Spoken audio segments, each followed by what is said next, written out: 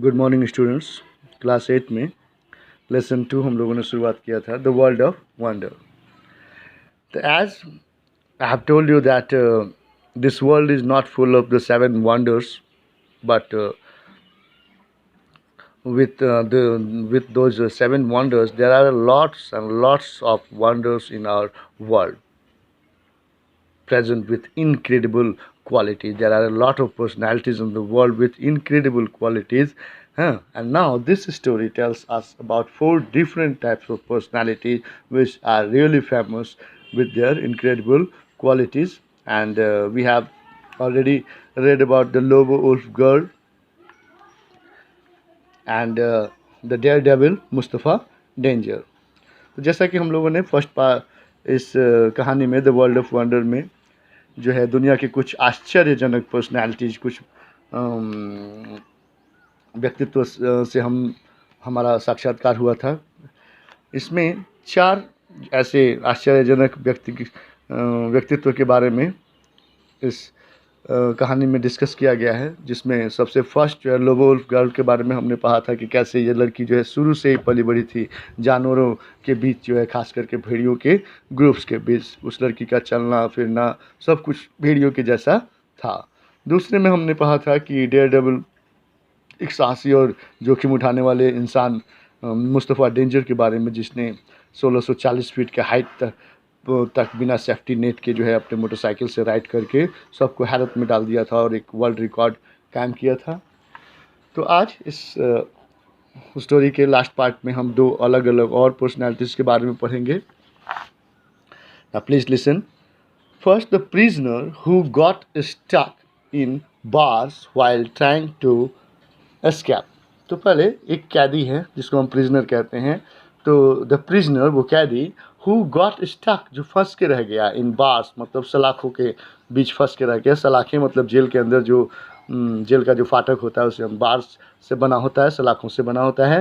तो एक कैदी है जो जेल की सलाखों से भाग कर बच निकलने के प्रयास में जो है वो फंस के निकल जाता है। तो यहाँ हम जानेंगे कि कैसे ये कैदी जो है किस प्रकार अपनी एबिलिटीज़ का प्रयोग करता है। हालांकि वह भाग नहीं पाता है, लेकिन उसके इस एफर्ट को जो है जानकर हैरानी होती है। Now please listen.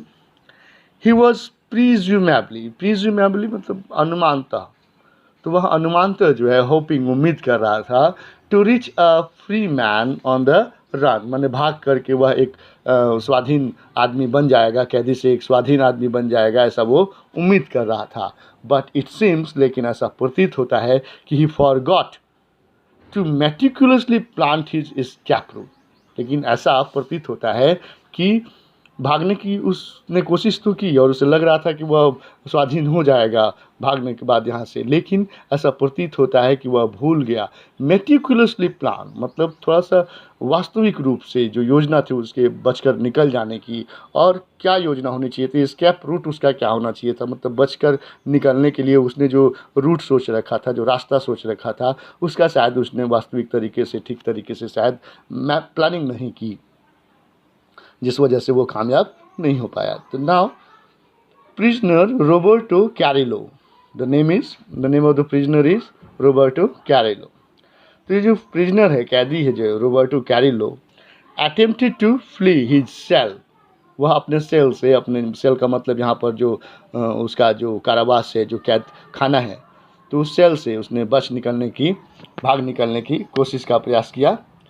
तो prisoner Roberto Carrillo attempted to flee his cell in a Mexican jail in Valle Hermoso in New Year's Eve। नए साल का अवसर था और नए साल के ही अवसर पर जो प्रिजनर था कैरिलो, रॉबर्टो कैरिलो, उसने अपने सेल से, अपने कारावास से भागने का प्रयास किया था। मैक्सिकन जेल जो कि वैली हर्मोसो था, और मौका क्या था, तो न्यू ईयर के मौके पर। The 42-year-old tried to squeeze himself through the gap between the roof of the prison and the bars of the cell। यहाँ पर ध्यान दीजिए कि ये जो 42-year-old प्रिजनर था, ये जो 42 साल की उम्र का जो कैदी था, tried to squeeze himself. Squeeze का मतलब अपने शरीर को जांत करके, अपने शरीर को दबाकर, सिकोड़ करके जो है हम कहीं पतले से नैरो जगह से निकलते हैं अपने शरीर को काफ़ी चापते हुए, तो उसी को हम स्क्वीज कहते हैं। तो ये 42 साल का जो कैदी था, इसने भी कोशिश किया अपने शरीर को काफ़ी चापते हुए निकल जाने की, उस गैप से, उस खाली जगह से होते हुए। कौन सी खाली जगह से होते हुए?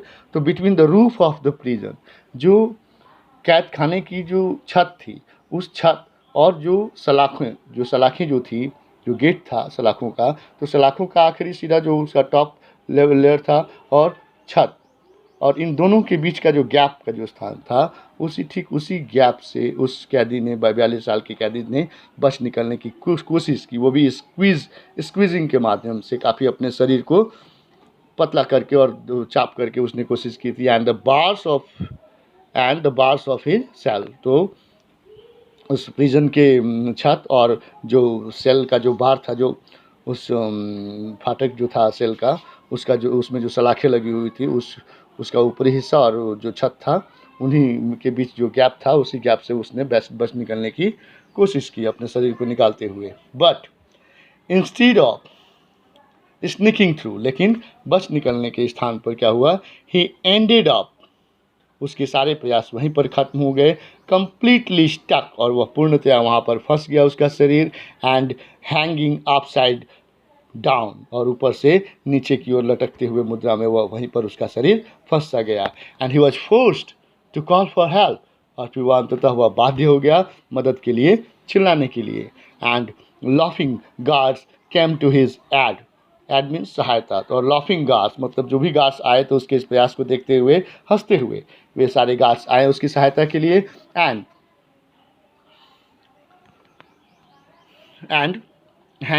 Laughing guards came to his aid and cut him free using a chainsaw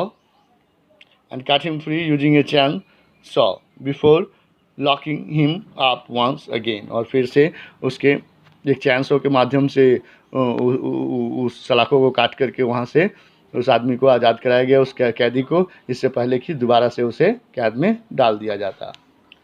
now इसका जो लास्ट पैरा है, इसमें हम पढ़ेंगे एक यूक्रेनियन डॉग गर्ल के बारे में। यूक्रेन नाम की एक कंट्री है, वहाँ के निवासी को यूक्रेनियन कहा जाता है। तो यूक्रेन में ही एक ऐसी लड़की की ये कहानी है जो शुरू से ही कुत्तों के कंपनी में रही, छोटे से ही। तो started, left to live in a kennel, छोड़ दिया गया था रहने को, किस चीज़ में? तो इन ए कैनल, मतलब कुत्तों के रहने का घर होता है जिसको हम श्वानशाला भी कहते हैं। तो छोड़ दिया गया था रहने को कुत्तों के साथ उनके घर में, यानी कि एक श्वानशाला में, बाय हर एब्यूजिव मतलब हमेशा दुर्वचन बोलने वाले, हमेशा गाली या अपशब्द बोलने वाले, एंड नेग्लेक्टफुल पेरेंट्स। तो left to live in a kennel by her abusive and neglectful parents from the age of 3 to 8। तो एक बच्ची थी जिसका नाम था ओक्साना मलाया। ओक्साना मलाया के बारे में यहाँ पे कहा जा रहा है कि left to live in a kennel, छोड़ दिया गया एक श्वानशाला में, एक कुत्तों के घर में रहने के लिए। उसके दुर्वचन बोलने वाले, मतलब हमेशा आप शब्दों का इस्तेमाल करने वाले और बिल्कुल तिरस्कृत भावना से देखने वाले उसके माता पिता के द्वारा, और कितनी उम्र में? 3 साल की महज उम्र में, और 8 साल की उम्र जब तक उसकी नहीं हुई। तो 3 साल से लेकर 8 साल तक की उम्र के लिए इस छोटी सी बच्ची जिसका नाम ओक्साना मलाया था, उसे उसके माता पिता द्वारा छोड़ दिया गया था एक कैनल में रहने के लिए। कैनल क्या होता है? तो कुत्तों के रहने का बाड़ेनुमा एक घर होता है जिसे श्वानशाला भी कहते हैं, और उसी कुत्तों के घर में यानी कि श्वानशाले में रहने के लिए ओक्साना मलाया को 3 साल की उम्र में उसके माता पिता के द्वारा छोड़ दिया गया था। तो इसका इम्पैक्ट क्या हुआ? Oksana Malaya grew up with no other company than the dogs she share the kennel with. तो इसके बाद क्या कहा जा रहा है कि ओक्साना मलाया जो था, ग्रू अप, वो पली बढ़ी, विथ नो अदर कंपनी, किसी और की संगत में नहीं, than the dogs she share the kennel with, और उसी कैनल में रहते हुए उन कुत्तों के साथ जो कैनल में वो रह रही थी साझा करके, तो उन्हीं कुत्तों के ही संगत में वो पली बढ़ी। And when she was found और जब उसे पाया गया था इन 1991 1991 में, जब उसके बारे में पता चला और उसे लोगों ने ढूंढ निकाला, तो she was unable to speak. Very surprising that she was unable to speak. वह बोलने में बिल्कुल असमर्थ थी। And choosing only to bark, और बोलने के स्थान पर उसके पास क्या विकल्प था, केवल वो भौंकती थी, जैसे कुत्ते भौंकते थे। टू स्पीक, बोलने के लिए, बट रिमेन्स कॉग्निटिवली इम्प्योर, लेकिन बिल्कुल मानसिक रूप से वह काफ़ी जो है कमज़ोर जान पड़ती थी, काफ़ी वो छिन्न हो चुकी थी मानसिक रूप से। And she has found some peace, और उसे कुछ शांति अंततः मिला है। कहाँ पर, तो केयरिंग फॉर काउज, कुछ गायों का संरक्षण करते हुए, that reside on a farm, जो कि रिसाइड जो कि मतलब बंधे होते थे, जो फार्म के बगल में ही थे, वहाँ पर कुछ गायें थी, उसी का संरक्षण में, नियर द मेंटल इंस्टीट्यूशन, वहीं पर एक मानसिक संस्थान था, वेयर शी लिव, जहाँ पर वह रहती है। तो she has found some peace caring for cow, कुछ गायों का संरक्षण करते हुए उसे कुछ जो है राहत मिली है। दैट रिसाइड, जो कि बसा हुआ था कहाँ पर, तो ऑन ए फार्म, एक सामने ही खेत नुमा जगह था, और वहीं पर नियर द मेंटल इंस्टीट्यूशन, मानसिक एक संस्थान था, मानसिक जो कि पागलों का अस्पताल होता है, तो वहाँ पर मानसिक संस्थान के पास ही वेयर शी लिव्स, जहाँ पर वो रहती है। That's all from this lesson.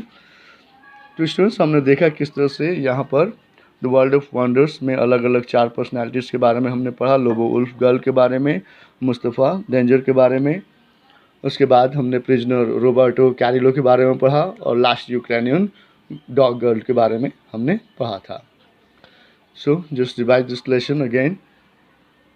Whatever the problems you have, you may comment on the site. Thank you.